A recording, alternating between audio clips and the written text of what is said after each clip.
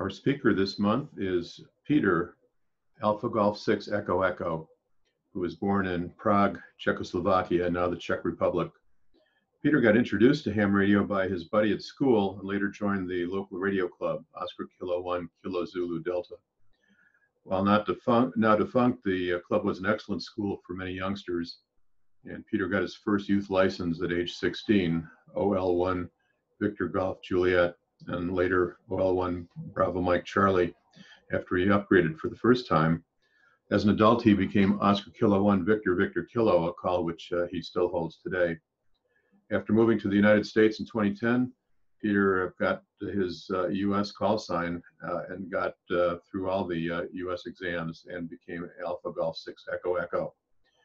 He originally used his radio kind of as an emergency backup for his Nevada explorations, but in more recent years, he's become a rising star in the roving community for VHF on 6 meters. For those who aren't familiar with 6 meters, it's really another aspect of DXing, because DXing in our traditional sense is international communication. And while you can do some of that on 6 meters, there are many of the VHF enthusiasts on 6 who chase grid squares. And providing some of the remote grid squares where nobody is on the air full time is a challenge that has been taken up by a few very brave individuals who take their radios and power supplies and antennas on the road to these remote grid squares. And Peter is one of those individuals who has given a number of remote grid squares to several of us here in the Central Arizona DX Association. So we've invited Peter to share some of his adventures with us tonight, and we'll turn it over to Peter to tell us his story. Hello guys, today I'll be talking about the roving and surviving in Nevada. My name is Peter Suchomel, Alpha Golf 6 Echo Echo. So let's start. Agenda for today will be about myself primarily, safety, gear and operation, Nevada. We will talk about like different parts of Nevada, Central, Northern and Southern Nevada, with photo gallery and maps. And I will open after that for question and answers. So who's that guy? Many people asked. I was born in Prague, Czechoslovakia, now Czech Republic. I joined the ham radio after my friend from the school spoiled me by this. He started talking about some telegraphy CW, and he was really good at it. So, after some time, I joined the radio club Oscar Kilowatt 1 Kilowatt Zanzibar Delta, which basically still exists on the paper, but not really active anymore. I hold a Czech ham radio license as a Oscar Kilowatt 1 Victor Victor Kilowatt, and as a teenager I was Oscar Lima 1 Bravo Mike Charlie. And after moving to US in 2010 and year 2011, I got an extra class license, Alpha Golf 6 Echo Echo. It was kind of interesting. After I moved, I said I need a social security card and license, and kind of followed in this line. I've been exploring Nevada for a long time. Since 2003, I used to work for Sun Microsystems, and this gave me a chance to travel to US relatively often. And as time permitted, over the weekend, sometimes I take a few days for vacations and went to Nevada for more exploration. I really like the country out there. Over time, I became a little bit of friend, handyman, miner, prospector, cowboy. I basically traveled Nevada all different means you can think of or not. And the guy who went basically roving after one crazy day and a night. Once upon a time, somewhere in Europe, my longtime friend here, Oscar Kilowatt 1 X-ray unit, I believe I took this picture. We always went with our club for a week outing in the summer. And here in Moravia, it was the really first touch with 6 meters at the time. There was a Czech TV which was broadcasting on first channel, which was for 50 megahertz, I believe, for 50 megahertz, basically 6 meter band. And the signal wasn't really good, but suddenly like it disappeared, and there was an Italian TV. I was like, wow, what is this? And I learned quickly that if I listen on the radio, we get a receiver there like from 160 to 10 meters. If I listened on 10 meters, And the band comes live. It's time to turn on TV and wait what's gonna happen. And it was like once it was Italian, Spanish, French TV, and I was completely stoked by this.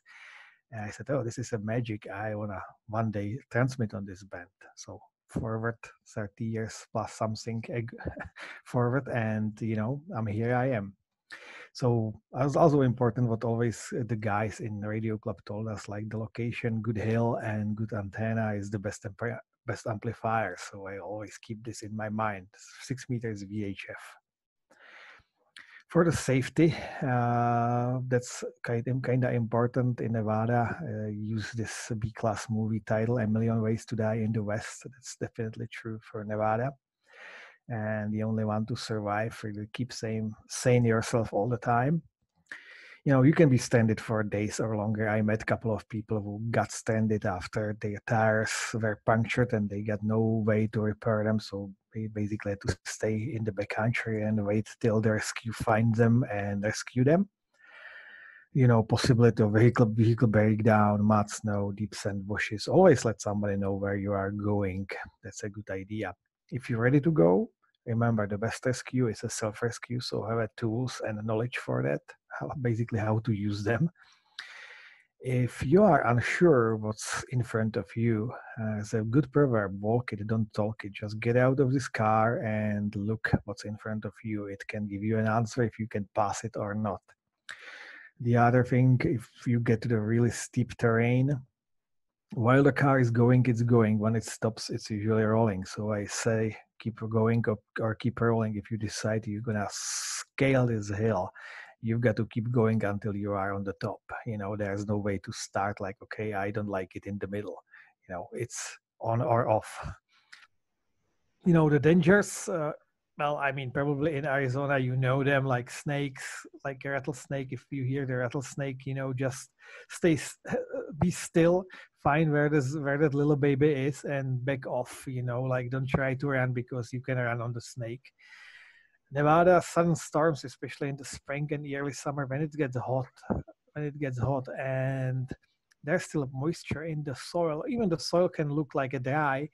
The heat basically can get the moisture pretty quickly out of the soil, and it leads to really violent storms in Nevada, especially like from 2 p.m. and till like 7. It can come like in a minute and you would be surprised. Like sometimes it's really like the only way to survive is to run away from the antenna. Distances are generally pretty unforgiving, especially like places DN01 and DN21. Oh yeah, it's far. Everything is farther. There's basically nothing. DN01, as far as I counted, has a one gas station which works only sometimes, and about like 3 or 4 places where you can basically stay, which are incredibly far from each other. I always, when I go like into these distant places, I always try to keep on look for the water. Like, where are trees or high bushes? It usually means there's some moisture or possibly creek, stream, well, anything, so making sure I know where these places were. So that's possibly the place where you should return and dig for water. As well, if you drive on the off-road and you suddenly like, sagebrush is small and suddenly there's a big sagebrush, it usually means there's some water. And sometimes it means there's like the sudden ditch, like a wash, some, could be really washed away, especially in the spring. So when you see a big sagebrush, slow down, it can help. Fire is a danger, like especially when it gets like into the hot summer, fire can spread quickly in Nevada. It can go really fast, much faster than you can run and possibly faster than you can drive. Tire repair kit, hijack, tow rope. I wouldn't even recommend talk about this. This is, I would say, must. I made a hole to the tire. Small holes are good. You plug them. Having a compressor, I just basically inflate the tire and keep going without much delay. That where the Larry basically started, like with his question. So the gear and operation. So I basically using 2 setups. The small setup is KX3 and KXPA 100 with the BNO 12 volt 50 ampere hours battery, and right now 120 flexible solar and Genasan MTTP controller. I would definitely recommend like whichever solar you can get, a flexible solar. For RV you can get whatever, this or that. I would definitely recommend this MTTP controller. I was for lookout for a long time to get some reasonable controller. I bought some Chinese, which basically wiped out all radio from even like it could be 100 feet away, and still like it was basically total jamming radio. The Genasan is really quiet, like my KX3. Basically on 80 meters, like it hears probably even the grass growing, so no, this is completely silent. For the big setup, I'm basically using all above except the solar, because the solar probably doesn't really make much sense. 6M1000 SSPA 1 kilowatt solid state amplifier, and BNO 4830 ampere hours battery, which can feed this amplifier for quite a while. And this is especially useful for like sensitive areas like this DM31, where you really can't run the generator. Otherwise, I basically ran the battery and generator in parallel, which is using the Schottky diodes, so it doesn't really like feed directly the battery.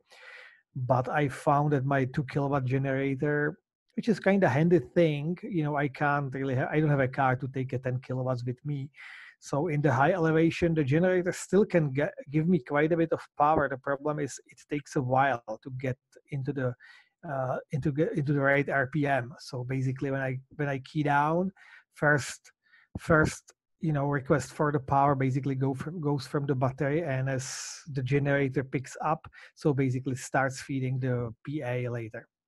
So it really helps me to equalize, like even like the I can run on the low RPM, like on the saving modes, and I basically save lot of gas, and the operation is more seamless. I can actually start right away with the battery and take care about the generator and all the other cables a little later, which helps. Every minute helps. What I'm using as the antennas, basically primary, I've been using 6M3 and 6M5 from M Square. These are not the bad antennas. Yeah, they are what they are. Little big, sometimes little. I wish something smaller. Like a more foldable. But like this 6M8 or like this GL for lens, that's like impossible to assemble in less than a couple of hours. So that's not really the way to go. As I say, the 6M3 takes me like 15 minutes to assemble. 6M5 about 30 minutes to assemble if I really go from the parts. I'm working on my own solution, for this problem. So it seems to be working pretty well and cutting down the time quite significantly. I was joking that I want to have a 3-element antenna to be set up in 3 minutes, 5-element 5 minutes, and 7-element in 7 minutes. Then I revised this number a little bit down. Mast plus insulated drive plate. I'm using a 35 feet high mast for 6 meters, which is basically lower part of 80 meters quarter wave vertical. So trying as much as reusability. For Nevada, I was throwing 6 meters and 630 meters over the same weekend. For 80 meters, I'm basically going high as like 66, but I can go a little higher. So basically, I am under the band. So for 6, if I know that I will be basically working only 630, I'm trying to push it as far as I could, which is about 70 feet. Rule of thumb, basically make everything easy to assemble. No tools or minimum of them. Like I try to use the wink nuts. Lock nuts are not very good for doing something fast. So wink nuts, thumb screws, that all helps to make things much faster. The gear, this was like in CM76. They're still not. I didn't put like it's not still wired. I didn't put the KXPA 100 here, which would be usually sitting on this battery here, and a little battery I'm usually using for a little fun, which I blowing on the KX3 or KXPA 100, depending just keep the temperature lower, especially for MSK when, like every hertz matters when the radio starts shifting. The biggest setup in CM8191 with Mount Shasta in the background, that was with the Jim's K9 FIC KXPA 500, kind of handy amplifier. I'll get to it a little later. So operation.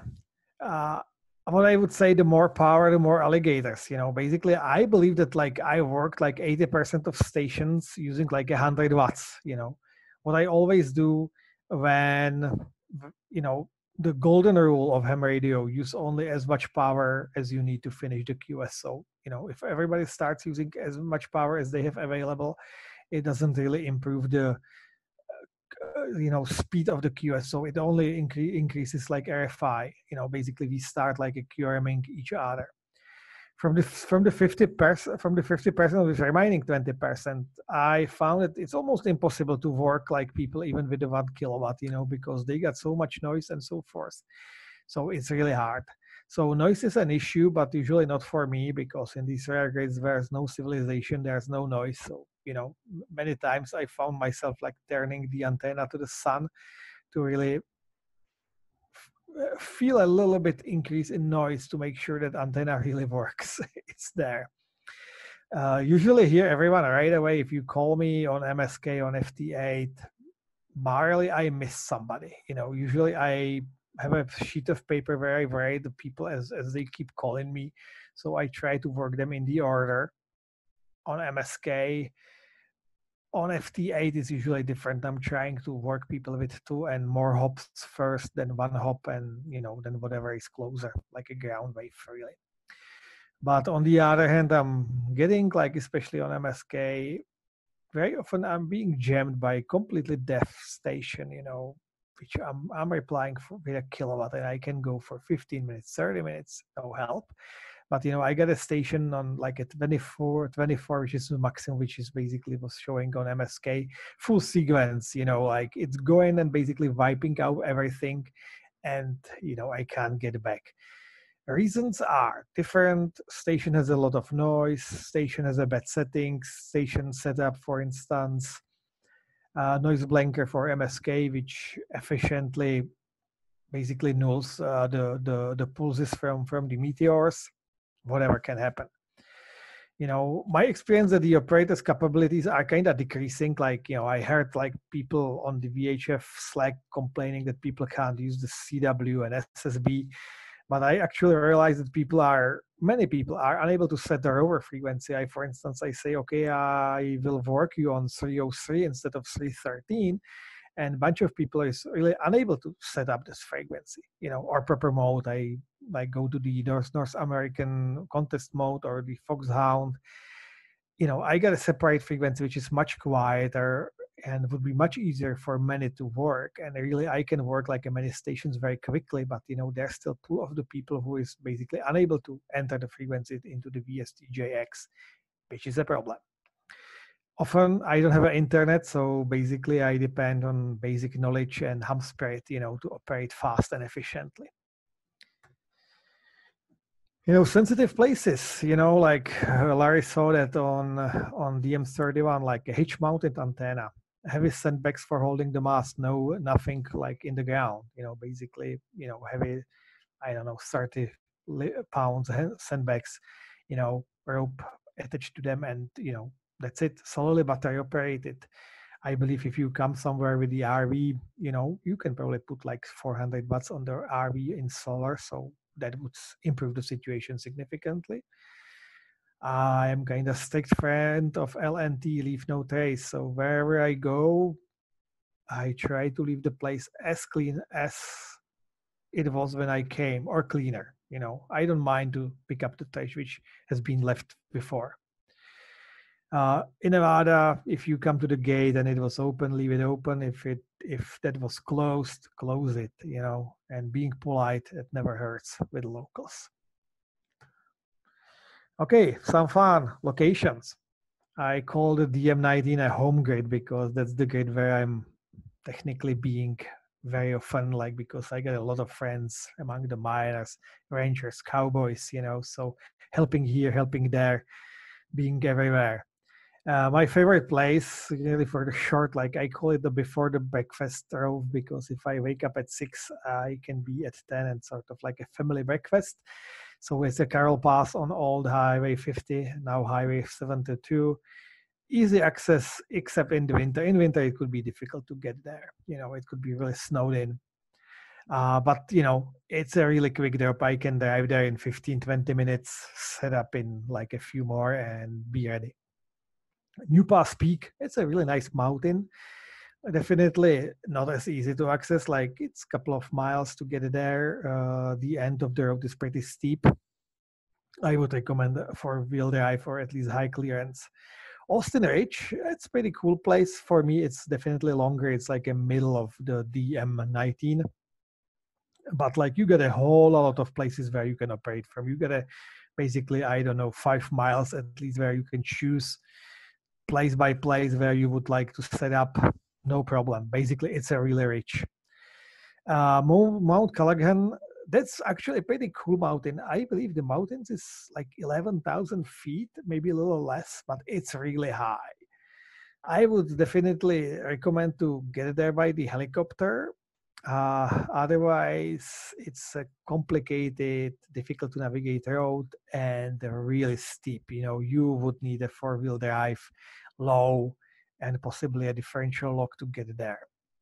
When you get there, nice, relatively flat mountain sloping down nicely, but the altitude basically takes a lot of on you, because it's really hard to push up anything because like you're tired immediately.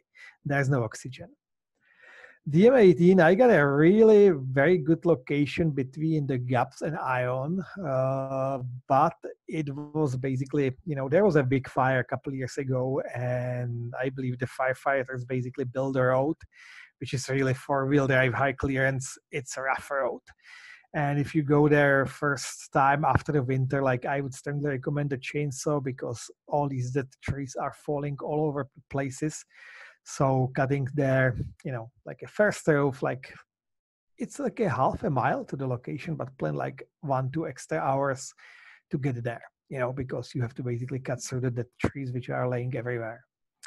Interesting location. I've never operated from, even though I was there a couple times. This is the Offer Summit, which is itself is over 10,000 feet. And if you volunteer to put the gear on your backpack and hike even a little bit more to the south or to the north, you can get really high to the mountains. This is these Travi Range, really nice places. Difficult to access. I should find one picture. What's on the Offer Summit. Even like a jeep's not recommended. The M29, I will talk separately with the N20. The M28, Mount Wilson, near Pioche, is an FFA site, so basically with well-maintained road, but it's middle of nowhere. I mean, it's really middle of nowhere. It's basically on the border between eastern Nevada and Utah, and like getting to these places is basically endless drive. Probably if you are in Las Vegas, much easier. For me, 10, 11 hours drive without stopping. Like it's a net time. So like some pictures. So this is my favorite place in DM18 CV. My favorite picture, like camping there with HF and VHF antenna. HF is like here hanging on the tree. VHF is next to it. DM19 is the new Pass Peak. It was only 3 element with the tripod, but it worked. It was kind of windy, still quite a bit of snow. Underneath is the Carroll Summit. This picture was in my first trip of this year, which wasn't going very smoothly, so to speak. And DM19 Smith Creek Valley, that's interesting. This is hot springs. These are pretty hot, actually. Pretty nice, especially in winter. This place is fairly good for VHF if you want to really work from lower elevation, maybe in winter, if there's not so much snow. Otherwise, basically, I use this location for my first EME on 6 meters because you are basically on the big salt flat, so basically you have a really big, really good ground gain. Once I set up really the table, chair, and I put my 43 footer with very short radials on the ground, expecting working nobody. And it was like in the early evening, and I worked basically endless chain of 40 meter station, and I was like wondering how is it possible because I have basically no radials. And then basically I realized that basically I'm sitting on the huge salt lake, so basically it provided a perfect ground for me even in this situation. DM09 middle gate, kind of base station, usually like there's a guest, there's a food, there's a shower, which is good. It was like basically in the winter you can see 2 meter EME setup with two M12, and you would say two M12s are pretty big antennas, but next to it is basically 630 setup, which didn't even fit into the picture, so it goes high.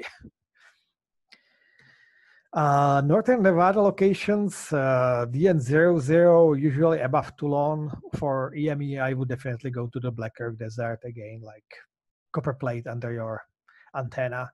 DN01, Yellow Mountain, I was also recommended by Tim, Fox Mountain. I haven't been there, frankly. For EME, Black Earth Desert. DN01, I got some other locations. One is more closer to DN12 and DN11, so it was like a backup location. DN10, Mount Moses, very good. FFA side, but it's difficult to access. Like for WD, high clearance necessary. I busted like my tire last year badly. Like the tire was basically completely right off. There was a hole that I can punch my hand through. Or Mount Levis, which is current FFA side. It's easy to access relatively. Like the road is good, but it's extremely steep. So think twice, especially when you go down, because if you don't have a low, your brakes can break, and if your brakes break, you're dead. DN11, Buckskin Mountain, I would recommend helicopter. There is no really reasonable road. It's basically more or less like a back roads for four-wheelers than for car. DN12 together with the M29, it's on the grid line in Diamond Ranch, a really nice place, but not even suitable for helicopter. That's crazy. I'll show you the pictures a little later. The N21 is one of the locations I haven't worked on 6 meters, but I have visited many times. I love Jar Beach and all this wilderness. It's beautiful out there. It's green and flowers and whatever else. But planning to get there in next couple of weeks, so probably you will hear me from the N21 sooner or later. So the N00, I show the pictures, but I like what always my GPS shows when I go there. You self-explaining. The N01 is the Yellow Mountain. It's in the Sheldon National Refuge. Again, and this is like a little reminder what I do when I get on the location with the smaller setup. First thing I do, I take the solar and battery and controller and start charging from the day before. So when I set up, I already have a couple of extra ampere hours in the battery. The N11 Buckskin Mountain, there's actually some tower with some installation on the top, but I believe it was brought by helicopter. The N12, it's not Nevada, it's Oregon, but it's really close, 15 miles from McDermott. Really nice place, easy access. One of the places which really, really good place for HF and VHF, and with easy access, Jackson Summit, like 6 miles on relatively good dirt road, plus something on the highway. The N20 and the M29. So this is the access road. This is not a joke. It's a real road. Like, it looks most time of like this. So, the overgrowth is pretty thick. And you will gain about a mile of elevation on 3 miles of drive. So you can imagine how it looks like. Basically the first picture here, it shows the place where the grid line cuts. So you can see the road goes like under the ridge. So It's about like a 300 yards to bring the equipment to the grid line. Not so bad, not so good.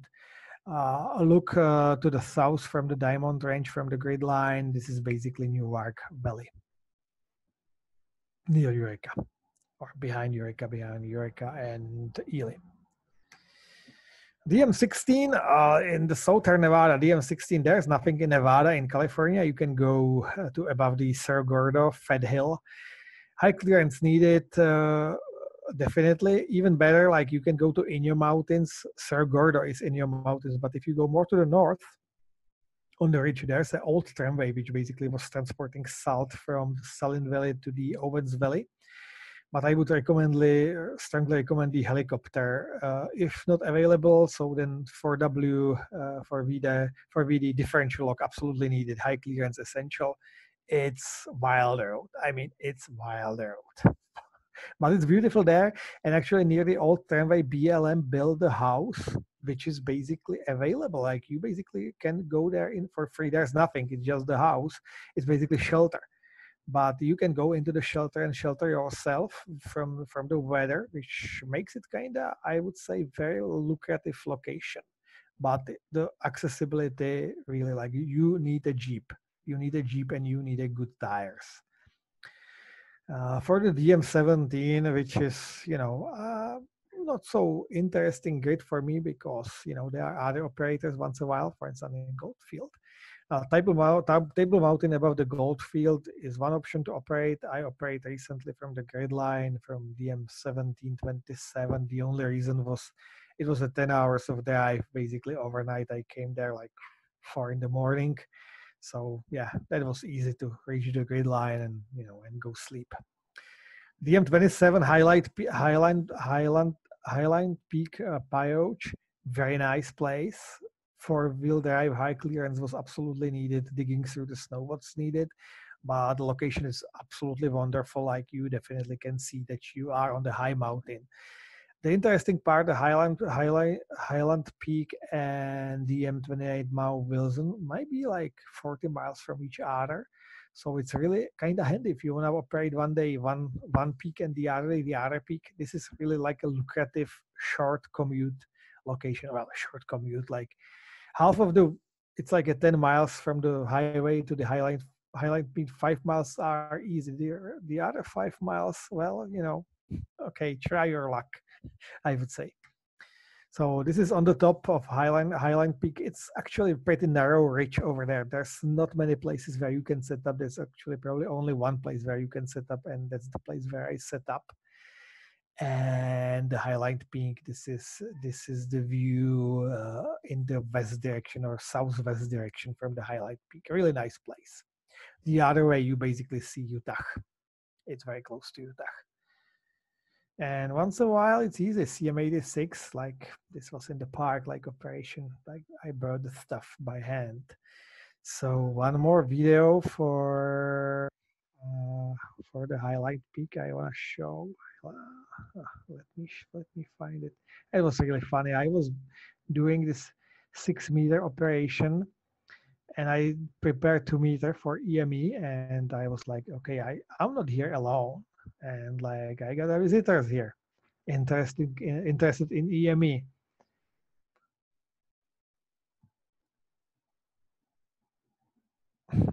So yeah, that surprised me where these guys came from.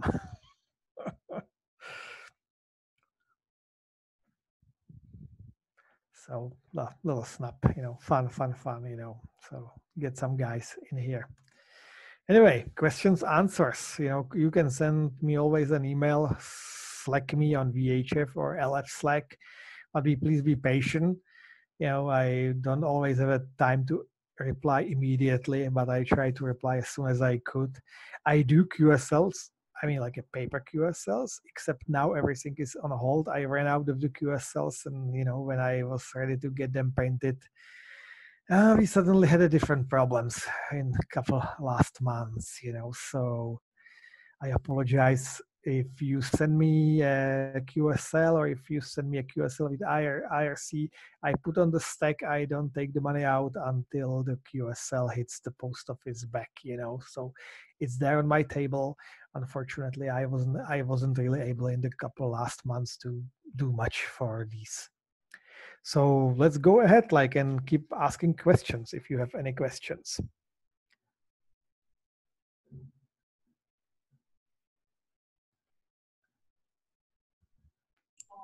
I don't have any questions, Peter, but I'd like to say thank you on behalf of a lot of us chasing 6 meter squares. It's been great to have you out there. Oh, you're welcome. It was always fun to go to Nevada, and taking the radio, it gives it another kind of dimension. And this is Lee, and I also want to thank Peter for all of his efforts. It's been fun watching him travel, and this really gives perspective to what he goes through to put these grids on the air. I've picked up probably at least 10, maybe even 15 or more grids just in the last year following Peter's travels. So it oh my goodness, makes a big difference in my grid count. Yeah, I mean, Nevada was for many people really like a blind spot on the map. So hopefully I fixed it a little bit, but not only me. There were more people. There was like a Wired Expedition, and other people. Doc was going there in spring, I believe, last year. So it's not only me, definitely not. But yes, I feel like Nevada is like the closest place to my heart, So I like to go there and enjoy it, Definitely, if you ask me what I'm planning for, really, I'm planning for DN21. I was planning to go there, I believe, a week ago, but then I saw the weather forecast for the weekend, and I decided it makes no sense to go there. Actually, there was no ES at all, and so forth, and it would probably kill me in the wind. The wind was absolutely incredible on Saturday, even in the low elevations. So, Peter, are there still people out there with claims to mines that are still looking for gold in different places in Nevada? Yes, people looking for the gold for sure. Yep. Once in a while you can find interesting minerals. I'm more looking sometimes for the interesting rocks. Once in a while you see something like a silver. That's probably more often. Haven't found a gold strike yet. Maybe it will come. I will try to put my stake for the antenna, and I will return as a billionaire. Good luck. Yeah, thank you. I will need it. Yeah, but at least I got at least one friend with a gold mine. Well, no bonanza yet. Peter, have you had any altercations or run-ins with law enforcement or ranchers or anything like that? Not really in Nevada. I like Nevada maybe because I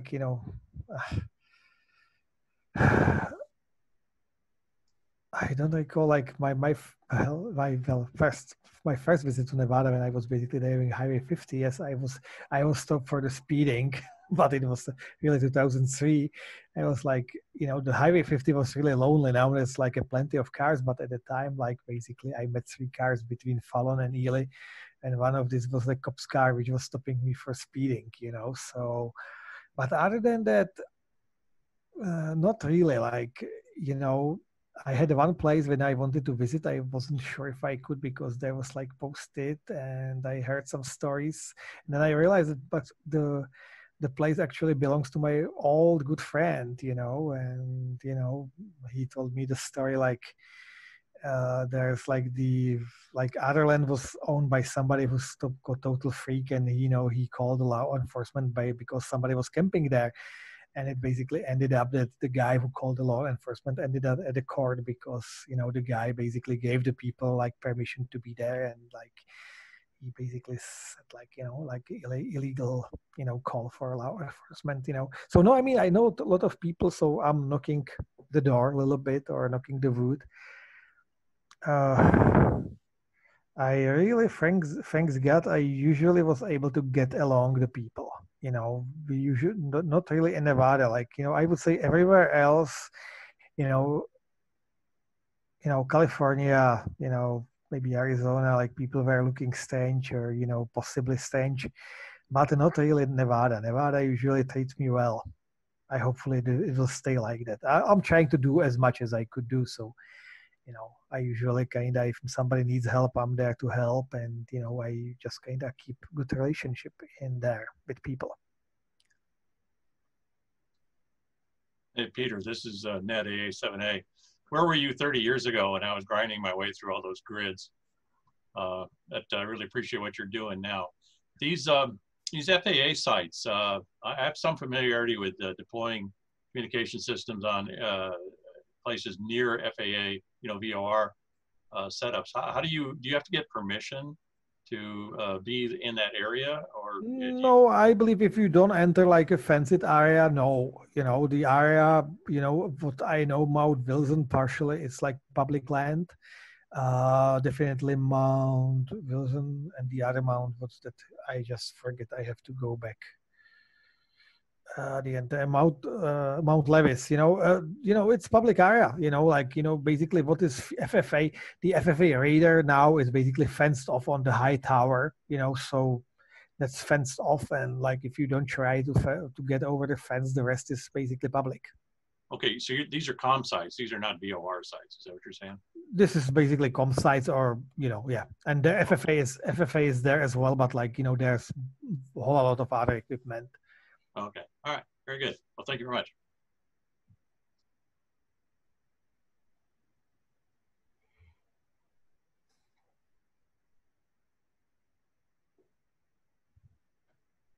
Any other questions?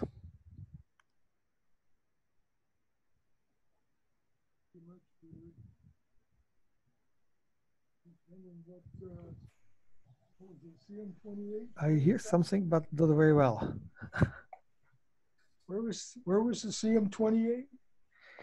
Mount Wilson. Okay, let me find the maps. You know. Okay, I'll try to do maps. Oh, nice! My goodness, I should be somewhere else now. Google Maps. So I will zoom out. I'll try to get this away. My goodness, it's loading slowly. Okay, Mount Wilson. Okay, if we zoom out in Nevada. This is the, you know, Crystal Springs. Basically, you get a Las Vegas down here, you know, so get you some context. This is Las Vegas. You go up to the Alamo, Crystal Springs, and Peyouch. And basically here, this is the Highline Peak. Like basically you come from 320 down up. And little here, it's somewhere here is Mount Wilson. You know, so if you get a context, this is Mount Wilson here. This is Peyouch. So basically the road to both starts here at 320. Like the 320 goes in here, and like after, I believe it's the first turnout, goes to the Highland Peak. And from the same place, the road starts to going to the Mount Wilson. If I zoom in and go to satellite view, so you basically see there is a nice wide road coming here. No, it's not paved, but it's a nice dirt road going to the Mount Wilson. I believe it's like a 25 miles to get there, to get into this Highline Peak. Highline Peak, it's about like 10-15 miles, you know. This part of the road to Highline Peak is easy. The reminder is not easy. So, like, other questions? Miles on dirt, huh? Yeah. Like, but like, you know, as I said, like this is a well-maintained road in here. This is not so much maintained road, you know. So, you know, like definitely getting into the Mount Wilson is much easier than to getting to Highline Peak, even if the distance is like I don't know, about twice more. Thank you, Pete.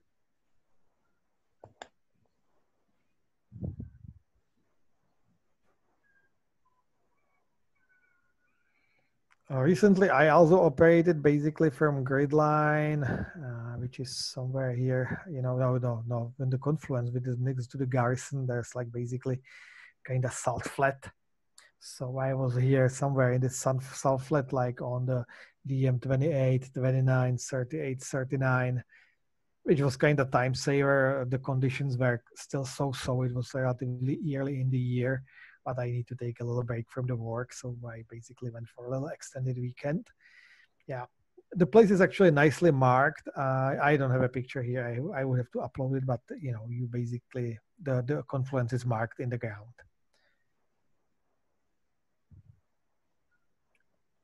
Any questions? Comments? Complaints?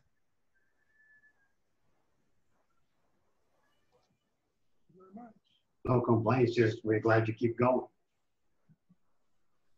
Well, thank you for inviting me for sure. And like if you have a further question, just send me a message or send me an email. This is the place where I was talking about the grid line here in the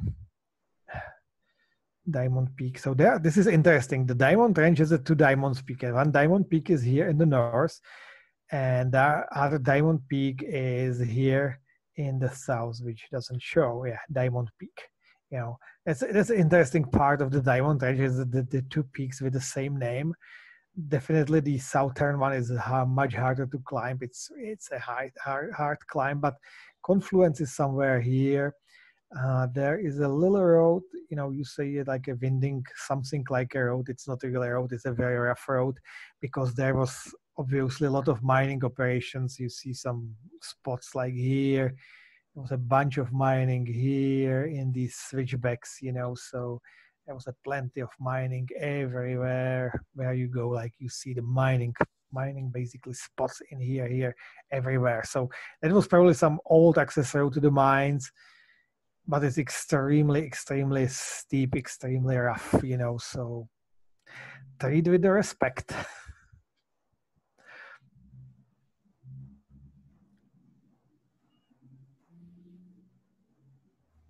So some more questions?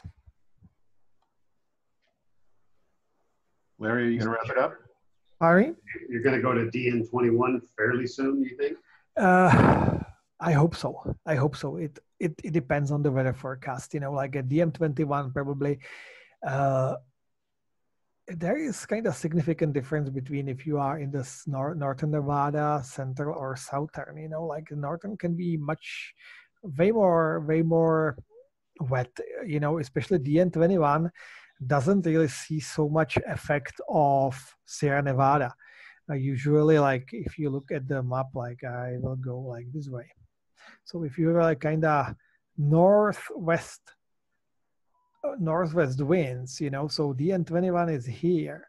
So basically it comes through the Oregon. So basically there's no Sierra Nevada. There's only Cascade Range and it doesn't block as much as moisture. So for instance, like a Jar Beach, that's a Greenland. It doesn't look like it's a high desert, but it's nice, beautiful and green. So you really want to make sure you're going to DN21 when the weather is reasonable. For things which, the same weather around like a DM 19, where everything is basically blocked by Sierra. So yeah, it could be windy, but would be dry. The same is not the case over here. It could be snowing in June easily. So yes, I hope it's definitely not going to be this weekend. Maybe next, the next after next, but I definitely want to get there in June. I believe like this weekend, probably the weather is like, I'm not sure. Probably I will be preparing for something interesting. I suspect next weekend, maybe I will try to get into the CM79 once more. Basically building completely new gear, new antenna, new preamplifier, possibly, if time permits, new amplifier to make it more efficient, faster to assemble, lighter, and so forth, possibly shorter. in sense like that you can assemble from the shorter pieces, because like carrying anything to CM79, it's a hell. It's a hell, you know. Like 6 feet, you can't get there at 6 feet on your back, you know, you can't. 5 feet, it's difficult. 4 feet and less, yeah, it gets reasonable. And it's steep road up, like 2.5, 3 miles to the confluence, and it's steep and slippery. So yeah, you know, I said, like, you know, when Bill put the map like of the most needed grades, so I said this year will be a year of CM79, so I want to keep my commitment in this part as well. We were there once with Oleg this year, and it was actually from it's this kind of weird place. There's never ES, but like from all the rows, like it was my third or fourth time over there. It was still best day in the CM79 this kind of spring. So I expect maybe next weekend CM79, and the weekend after probably we'll try DN21. But I will let everybody know like how it goes. You know, it really depends on the weather.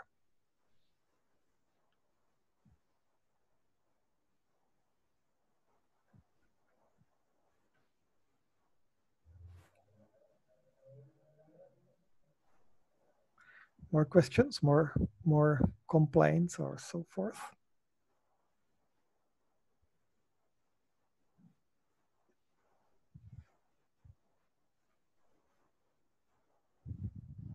I think you got them all, Peter.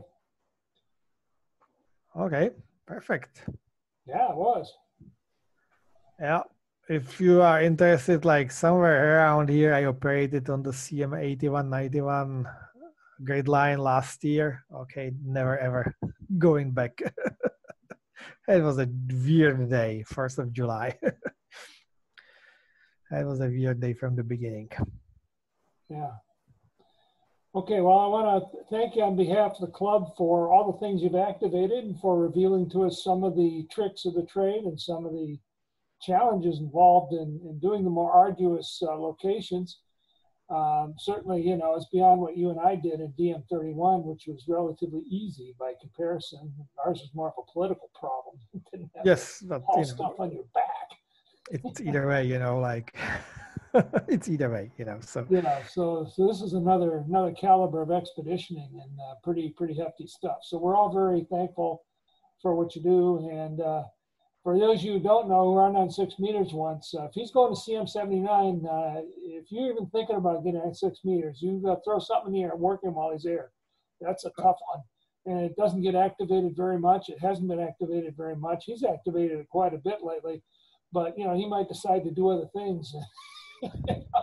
So it's quite a thing to activate that grid. It's just this tiny sliver of land and hard to get to, as he's described, and you have to haul your gear up on your back, which is just incredible. So if he gets on, work it.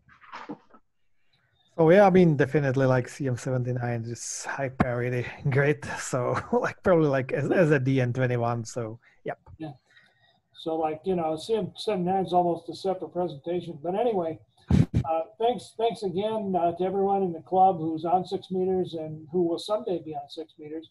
I hope you've inspired some people to at least, you know, just throw something in the air and work it, because this is cool stuff. I mean, you know, you always think about DX being this exotic stuff where you have to go to Pago or something. And, you know, on 6 meters, DX is accessible. You get in your car and you drive and you're in someplace rare. Maybe not as arduous as CM79, but, you know, we've got stuff, you know, DM46, DM56, DM55. You know, I've never really scoped those out, but I think they're accessible. If that's all like the Staircase Escalante stuff, that would all be very doable for a beginner. And certainly for someone who knows something about roving, if they had a setup like Peter's where you have the generator and especially the battery, to enable you to set up in national parks and places like that. You know, if you're not using the generator, that gets you out of 90% of your problem with the park rangers. So there's things that people can do if you want to attack some of the stuff yourself. And if anyone wants to go to DM31, You know, I've got the scope on that. It's, you know, now that Peter's paved the way, it's actually very easy to activate. I mean, that one you can do from my Prius. Okay, I mean, it doesn't take much of a, you know, as long as you can fit it in your car, as long as you fit the gear in your car, you can go activate that place. It's actually, you know, much easier than the things he was talking about today. So it's kind of a starter rear grid. It would actually work pretty well, but there's a little bit of a political trick that he's figured out, and I was tagging along. So if you want to try that one, come talk to me, and we'll figure out how to get that on the air, make a lot of people happy. So again, thanks, Peter, and we'll wrap up the meeting here. And thank you again for coming, and thanks to members for listening along. And with that, I'll declare us adjourned. Okay, thank you very much, everybody. Have a good night, and see you later. Maybe I will show up like in a month and show you some newest development, which might be interesting, you know. Okay, see you and bye-bye.